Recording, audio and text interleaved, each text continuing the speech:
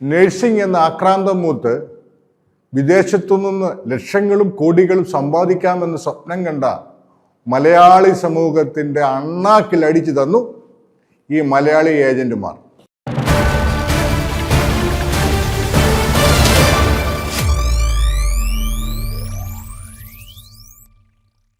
നമസ്കാരം, ഞാൻ M K Thomas. ഞാൻ ഈ പറഞ്ഞു വരുന്നത് ശരിക്കും നമ്മുടെ മലയാളി കേരള സമൂഹത്തെ ഇവന്മാർ പറഞ്ഞു പറ്റിക്കുകയായിരുന്നു.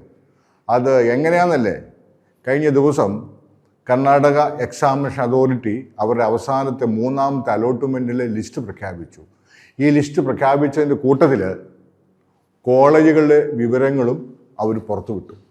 ആ കോളേജിനെ സംബന്ധിച്ചുള്ള ആ സീറ്റ് മാട്രിക്സ് നോക്കുമ്പോൾ അക്ഷരാർത്ഥത്തിൽ നമ്മൾ ഞെട്ടിപ്പോകും.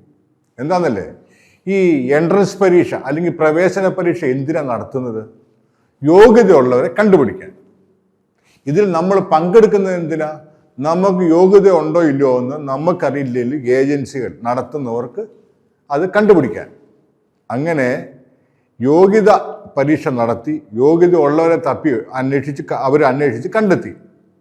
ആ വിദ്യാർത്ഥികളാണ് ഈ തട്ടിപ്പന്മാരുടെ കോളേജ് ഒന്നും വേണ്ട എന്നും പറഞ്ഞുകൊണ്ട് ഓപ്ഷൻ കൊടുക്കാതെ പോയത്.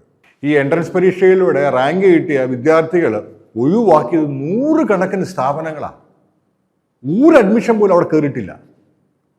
അതേപോലെ കർണാടക, ഞാൻ കഴിഞ്ഞ ഒരു വീഡിയോ പറഞ്ഞായിരുന്നു, കർണാടകയിലെ മെഡിക്കൽ കോളേജുകൾ സീറ്റിൽ ഇനിയും ഒഴിവാണ്. ഒന്ന് നമുക്ക് ഏകദേശം ഒന്ന് മനസ്സിലാകാൻ പറ്റുന്നത്, നേഴ്സിങ്ങിനോടുള്ള ഭ്രമം കുറഞ്ഞുകൊണ്ടേയിരിക്കുന്നു. ശരിയല്ലേ? ഒന്ന് ആലോചിച്ച് നോക്കിക്കേ. നമ്മുടെ അവസരങ്ങൾ എല്ലാം നഷ്ടപ്പെട്ടുകൊണ്ടിരിക്കുകയല്ലേ?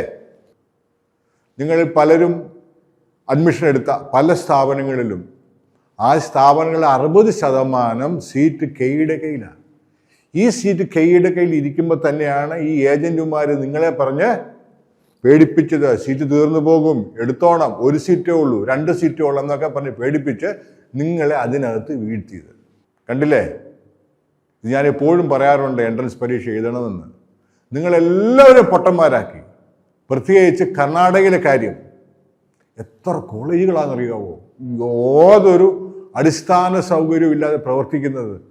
അങ്ങനെയുള്ള സ്ഥാപനത്തെക്കുറിച്ച് ജനങ്ങൾക്ക് മനസ്സിലായി, അങ്ങനെയുള്ള സ്ഥാപനം ജനങ്ങൾ വേണ്ടാന്ന് പറഞ്ഞു. അതാണ് എനിക്ക് തന്നെ തോന്നണം, ഞാൻ പഠിക്കാൻ കഴിവുള്ളവനാണോ, എനിക്ക് കഴിവുണ്ടെങ്കിൽ എനിക്ക് നല്ല സ്ഥാപനം തന്നെ ഞാൻ തിരഞ്ഞെടുക്കുന്നുള്ളൂ എന്ന് തീരുമാനിച്ചിറങ്ങിയ വിദ്യാർത്ഥികൾ. അവരെ അഭിനന്ദിക്കാതിരിക്കാൻ മേല. അവർക്കെല്ലാ അഭിനന്ദനങ്ങളും നൽകുന്നു. അതുപോലെ പെട്ടുപോയ പാവങ്ങൾക്ക് അവരോട് എന്തു പറയാനായിട്ടാ? ഒന്നും പറയാനില്ല.